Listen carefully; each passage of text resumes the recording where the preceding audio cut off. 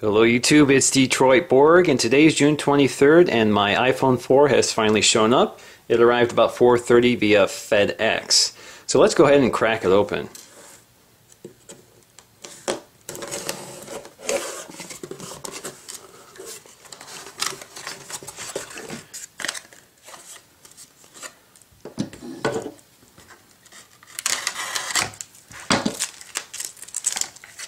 Let's just take a look around the box.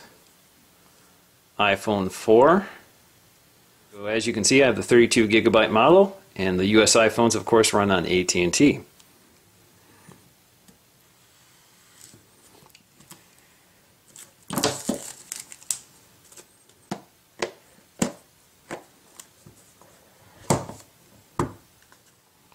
can see the iPhone is just sitting in its box.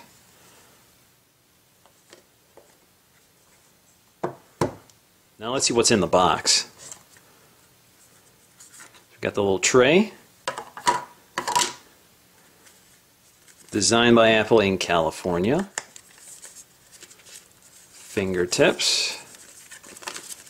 We have fingertips, which shows you how to use the iPhone's touch screen. Of course, I already know how to use that. iPhone 4 instruction booklet.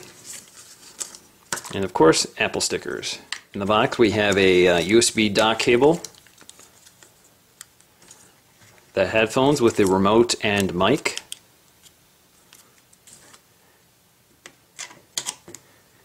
and the compact USB charger. Okay, we have these little tabs to peel off the cover. So there's one for the front, another one for the back.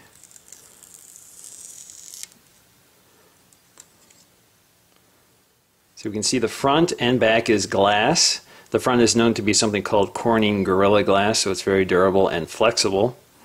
The back is glass. We're not sure if it's the same material or not. Of course, down here we see iPhone, and noticeably absent this time is the fact that the capacity is no longer listed. Now on the back side we have the 5 megapixel HD camera and the LED flash. On the top you see we have the headphone jack along with the noise cancellation microphone. This is one of the seams between the bands that run along the side which integrate the antennas.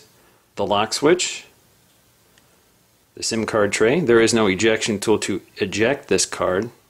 Here's another seam between the antennas. On the bottom we have the speaker and the microphone, and of course the standard 30-pin dock. On this side we have the micro SIM card tray. Interestingly, there is no ejection tool included with the package this time. On the top we have the lock switch. On this side we have the headphone jack and the mic for noise cancellation. On the side we have the mute switch, volume up and down. It's also worth pointing out that the edge of the glass is covered in this plastic rim. And of course we have the little FaceTime camera and the earpiece. So let's see what happens when we turn it on.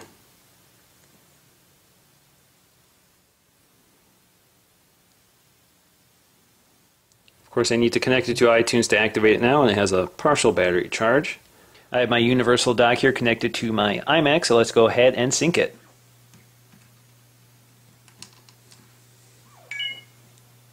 Now iTunes is asking for my personal information, so let me go ahead and log that in. Okay, iTunes knows who I am now, so let me go ahead and agree to the terms and conditions. Okay, it's telling me it's going to take up to 3 minutes. Alright, so it says congratulations, AT&T is activating your iPhone.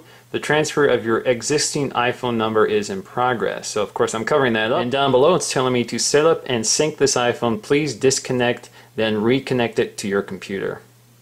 And I just got a message on my iPhone. iPhone is activated. Now we have a fully operational iPhone 4, and all we have to do is sync it to iTunes, and I'll restore it from my backup of the 3GS. Now let's take a look to see how the iPhone 4 compares to the previous generation of iPhones. So on the farthest left we have the original iPhone, which is considered the 2G iPhone, 3G iPhone, 3GS, and iPhone 4. Of course they look very similar on the front, except for the iPhone 4 has the little camera now, and there's a little dimension change. Otherwise the screen is the same size, and the bezels have changed a little bit. The 3G and the 3GS are largely the same design.